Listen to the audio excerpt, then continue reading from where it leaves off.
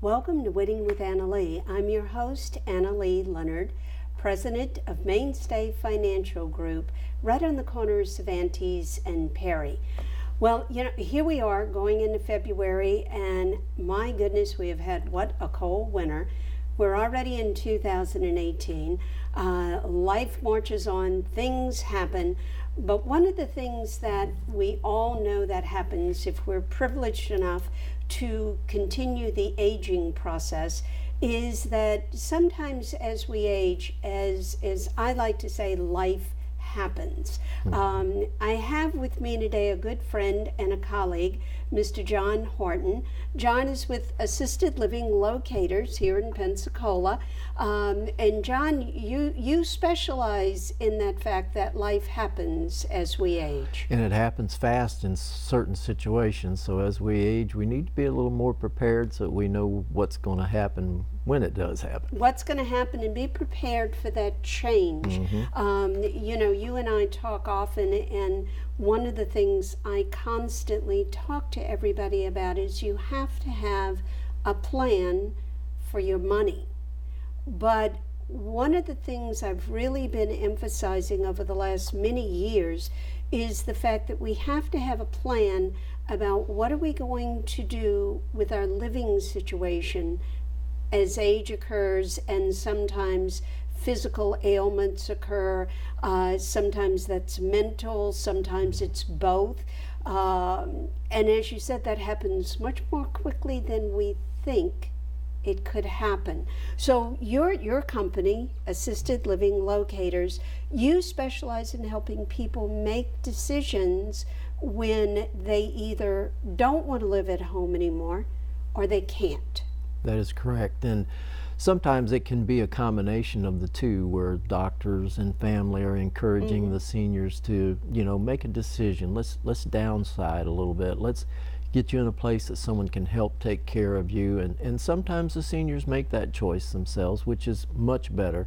Yes. But either way, even as you say, you need to plan ahead. You need to have some information. You need to know what you believe you are doing, and then talk to you about, can we do this? Can we do it? Yeah. You and I right now have a mutual client, and a classic example, people that are financially well off, live in a huge house, and all of a sudden he's become incapacitated. Yes. And has begun to go down mentally, and she's in a panic. Yes. What do I do? Where do I go? So we got you in contact with her, and that's your position of what you do. So if you could kind of explain to us what Assisted Living Locators, what's your mission? What are you doing? What's exactly your position there? Our mission is to help families take on this circumstance that they find themselves in, where they can no longer live at home. They can't take care of themselves, or they have a loved one that they can no longer take care of. And so what we do, we are 100% free service to the families so that they can feel comfortable talking to us, sharing their experience, and then based on what they tell us, we go and find 2 or 3 places that would be suited for them, both financially, whether it would be for medical reasons or physical reasons, and we help them get into that place, get them settled, and get them comfortable with a different kind of living, but a living that's going to take care of them and help them continue down life's road. Okay, so that sounds really nice, John, but I mean, can I go do that myself? I mean... Yes, you can. You certainly can. One of our thoughts is that we're going to save you time, energy, stress, and money. There are 32 different communities here. Wait, say that again. How many communities? There are 32 local communities. 32? Yes, and 2 more being built. So Pensacola is expanding. But if you call all 32 places, you're going to get 32 people that's going to call you back and say, have you made a decision? And then it becomes confusing. I thought you said this. No, that must have been another place. I thought I could do this. No. So what we do is we hold that confusion down. We help you not to be so overwhelmed with the information. So based on what you tell us, we filter it down to 2, 3, maybe 4 places that will fit within what you're giving us the information on. And then we'll help you tour with it. We'll help you get questions as to what you need to be asking, and we'll try to guide you through that whole process. So you kind of, on your side, in your position, you do a lot of what I do. I mean, people can do their own financial planning if they so desire. They can go read up on every annuity that's out there. They can read up on every long-term care policy that's out there. Or as when Joan helps people with their Medicare decisions, and we all know what that's like. Everybody sends you a book this thick, and they're all the right one. Sure. So we kind of go out and we do the shopping for our clients, so to find what suits what they need and to fit that into their picture. So you're doing the same thing. You collect information from the individual's family or the individual themselves. Correct. That needs help, and then you go out and you narrow that down for them. Exactly what we do. And it's even funny that you say that. Everything is a lot more complicated now. It used to be you go into the hardware store looking for a screw, and now they've got tons of screws. All I want's a screw. I can't imagine what the financial side of it is. Oh gosh, the financial side is like going in and picking out paint colors. You know, you can put this much of whatever in it, and you've got a whole new shade of something. Yes. So it's a very difficult world, and just like your world, it's something you've got to be inside of every day, and you got to be learning every day, because like you said, we're building 2 new locations, so you've got to add that to your repertoire as such, so that when someone needs something, you know the direction to bring them in. What do you think, John, are some of the signs that a family would know that maybe it's time to start thinking about downsizing? Let's just deal with downsizing first. Well, with downsizing, your incident earlier with the lady that we're working with is they have a large house. And a lot of times people have 2-story houses, and climbing the steps, fear of falling because they have falling, they just get to where they can't take care of the yard, they can't take care of the repairs.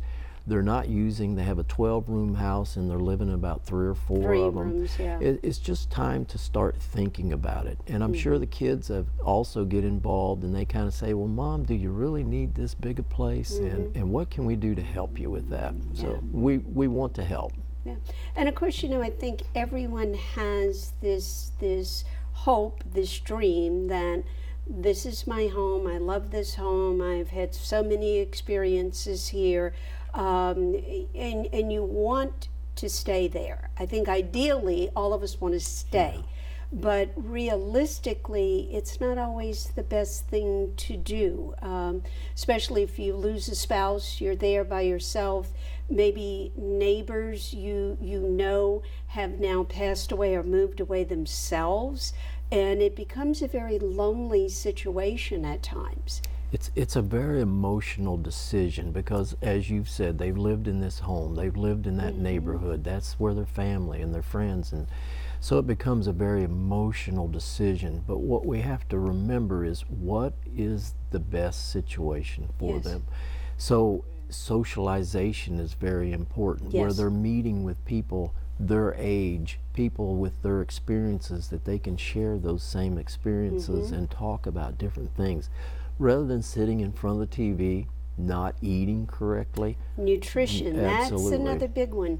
You know, we both know that very often it's a piece of toast, cup of coffee, maybe something at noon, might just be popcorn or a half a sandwich, and then at night it's, oh, I'm really not hungry, and the nutritional level goes down, and if that goes down, the body starts to go down. Starts to break down, and then you add on top of that the loneliness and the depression, and then you add on top of that maybe medication management that they're not correcting. And so the body does, as it ages, it doesn't absorb the medication the same way, doesn't react always the same way. So it's very important that someone is looking out for them. And you talked about spouses. sometimes the spouse is doing so much for the other spouse that they break down their health also. They neglect themselves They entirely. certainly do. Don't rest. They're so busy trying to make sure that the person they're taking care of eats, they don't eat themselves. And I've seen that with some of my clients. I've seen them age so rapidly because they're taking care of someone who can't take care of themselves. That's right. And that's not always the best decision, either for you or for the person being taken care of, because you can both wind up getting hurt pretty badly that way. So true. And one of the saddest stories that we hear is when a senior has fallen. And in 4 hours, the body starts shutting down, breaking down. And sometimes I know of people that have laid there for 24 hours or longer because they don't have someone checking on them. They can't get to the phone, and someone says, well, they're probably sleeping. And so then they end up in the hospital, and it becomes very tragic. And it becomes very tragic. One of the things I'd like for us to cover today, John, is to talk some about the caregivers and signs that the caregiver can look in the mirror and recognize for themselves of, just maybe it's time to call somebody. So we're going to talk about that when we get back from break. We'll be right back. Retirement strategies come in all shapes and sizes. One strategy does not fit all when it comes to reaching your retirement goals, and considering all your options may be, well, more than you want to think about. So whether you're looking to retire or already living in retirement, you need a strategy tailor-made for you. Hi, I'm Annalee Leonard with Mainstay Financial Group, and I'm here to design a financial plan for you and for those that you love. Hart, what's going on? I'm leaving. Why? What did I do? Not enough. You constantly ignore me. You barely eat anything healthy. You're half as active as you used to be. The pressure is just too much. I quit. Okay, I get it. I'll do better. Just please, don't leave. Okay. But remember, if I go, you go. Listen to your heart. Don't let it quit on you. Uncontrolled high blood pressure could lead to stroke, heart attack, or death. Get yours to a healthy range before it's too late.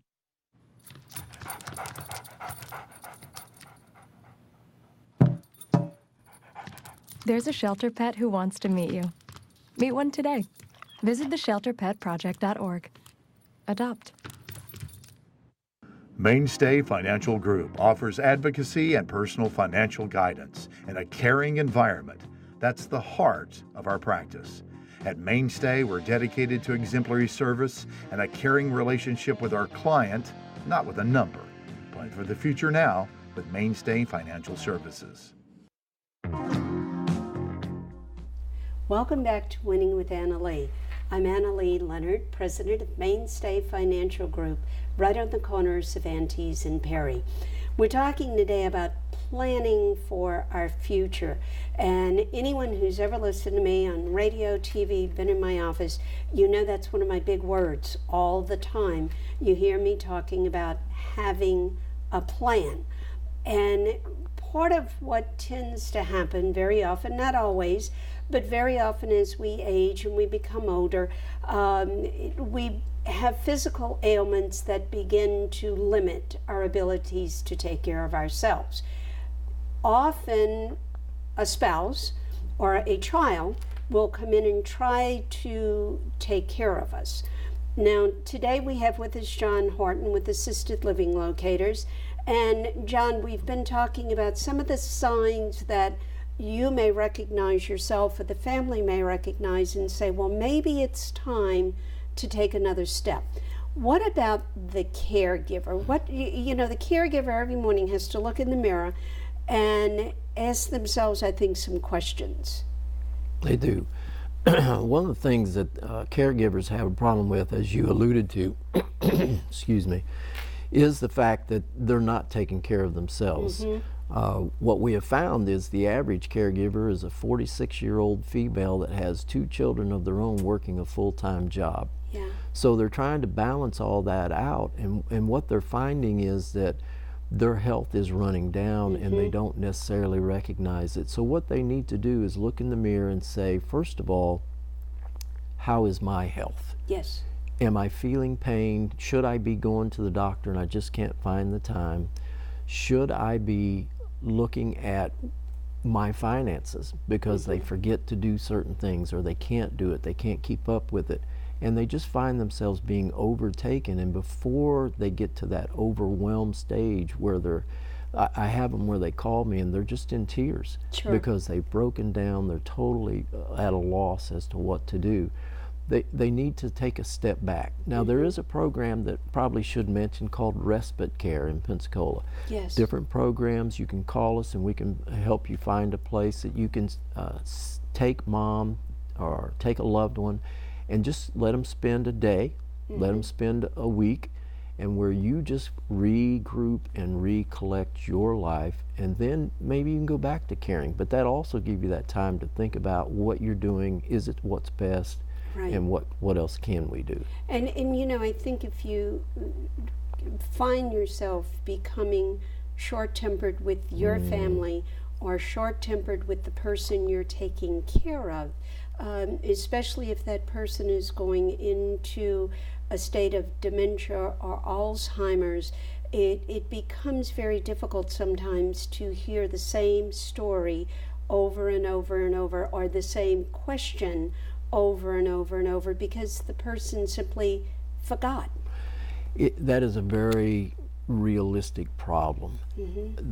And you've got the dynamics of family, because mom raised that child. She really doesn't want to hear the child telling her what to do and what she ought not to do. And it becomes a sense of independence that they're losing.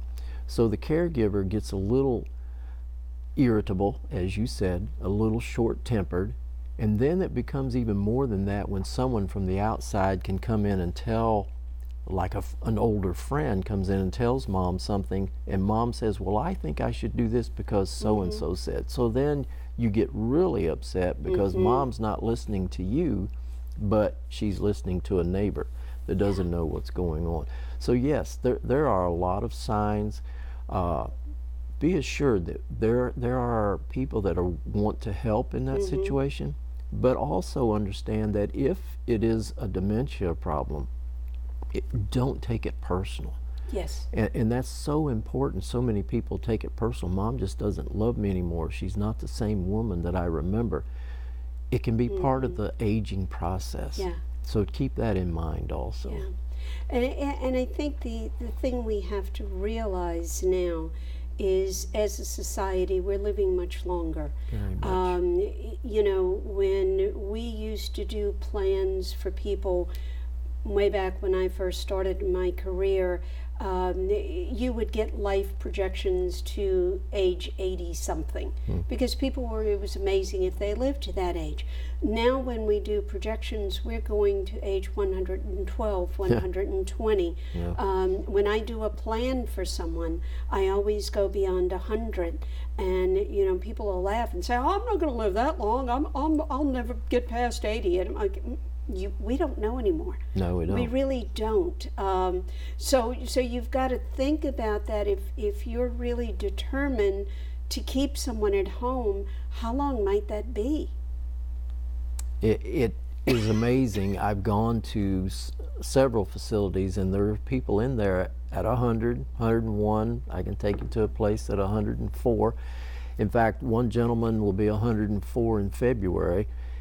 He still drives, and he still goes, and so he's living in a community and all his needs are taken care of, but he still has his own life and he can come and go at 104.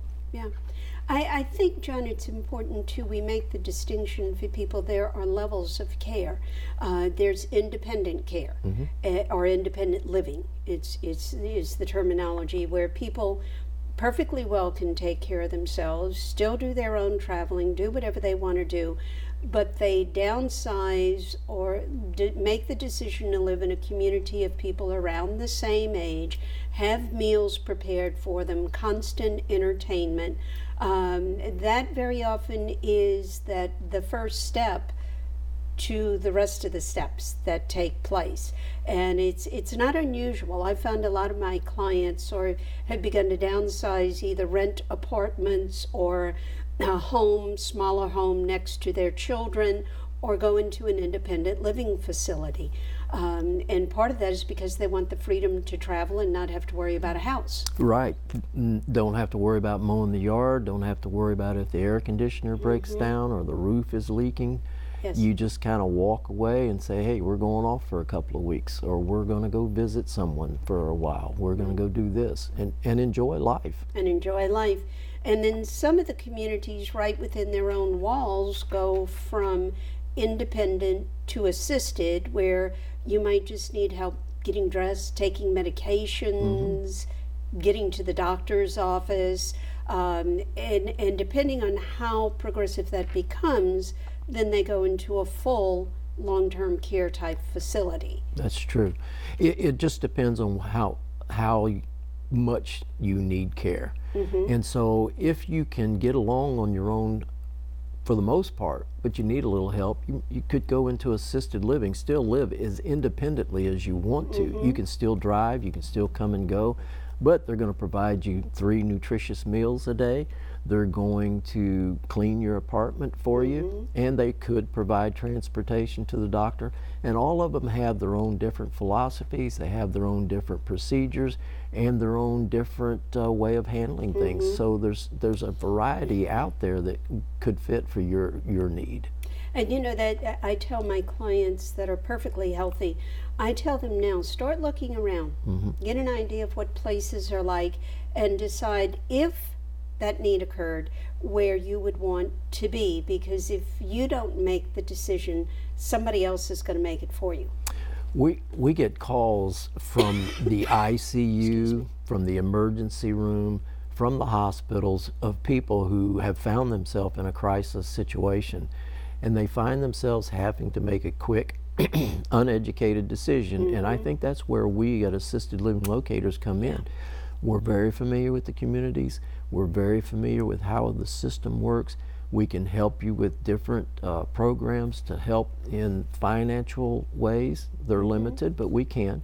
And so we can come in there and give you some information, all compacted to meet your personal individual need, and that gives you some peace and assurance that you're not making just a rash decision. Well, and I see that on the financial side, which is why I insist when I work with clients that the husband and wife are both involved.